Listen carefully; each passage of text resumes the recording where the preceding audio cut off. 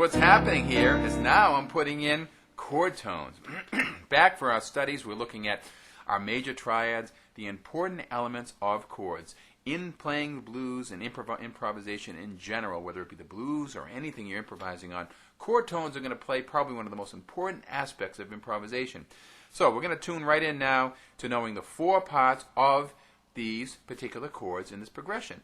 Each of these chords here happen to be all dominant 7 chords. C7, E flat 7, A flat 7.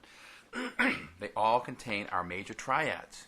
So by knowing the major triads, you'll see that you'll be able to apply yourself very much quicker here. If you're not sure of the thirds and the fifths of these chords, then it's going to take you a little bit of time. So you'll see the important value of knowing the chords in each specific part of the chord structure. Okay, so we're starting off right now with level 1. You're going to start off here with just playing either the root, the third, the fifth, or the flat 7 for the entire piece. Okay, watch this. C7. Here we go. We're going to start off. We'll just do the third. Okay, here we go. 1, 2, 3, 4. E flat. The third of E flat is G. 1, 2, 3, 4. A flat is C. 3, 4. F sharp. 1, 2, 3. F is A. 1, 2, 3, 4. 2, 3, 4. E. C is E. A is C sharp. 1, 2, 3, 4. A flat is C. 2. These notes are powerful. They work so great. D. Okay, pulse to left hand is nice because it keeps time. Then you want to do the same thing for the fifth. For each of these chords, so you really know the parts. And so on. And you know the seventh because you already got it here in the 1/7. So, and you get the root is over here, root in the 7. So those are the 4 notes that you're going to get tuned into. Then what you want to do is to alternate. By alternating chords, C7, you're going to play a chord tone for a whole note, following it with skip and resume, the blues scale notes for the next chord.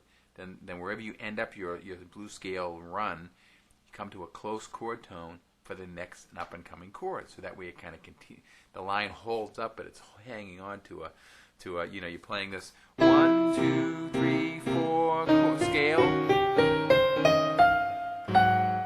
I'm holding on to a chord tone of the up and coming chord, and a lot of cases it won't be a note that's within the blues scale, which makes it even much more interesting here when you start getting into like the E note is not on the blues scale, and that's the third of C. So you're going to run into that in a lot of situations here with these chord tones, like the D flat in the E flat 7, which is the flat 7.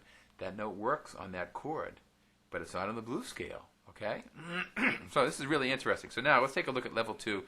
This is so much fun because you're really starting to see the power of real improvisation at higher levels now. This is kind of an introduction to that, and it's really it's pretty enlightening. Okay, watch. Starting off with C. 2, 3, 4. Now blues scale for E flat. Now A flat 7. I can go to this chord tone or this chord tone, the closest one. Go to the C. 1, 2, 3. Then I can run the scale. To F7, I can go to the F. 1, 2, 3, 4. To C. 1, 2, 3. For A7. E flat. A flat 7. I can go to the C. 1, 2, 3, 4. G7. E flat. I can go. Now chord tone, chord tone, chord tone, chord tone, and then scale. That great? Then the last level, the hardest level, is the beginning of each line. You're going to start off with a chord tone. So like in C, you're going to go 1, 2, and 3, and 4, and E flat. 1, 2, and 3, and 4, and A flat. 1.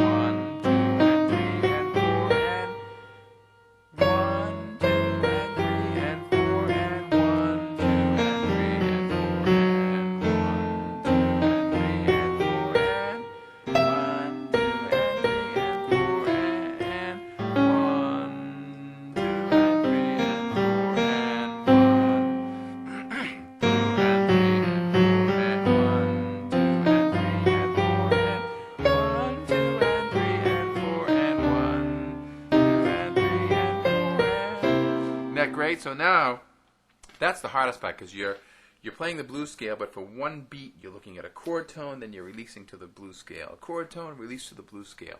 That level is going to really take some doing.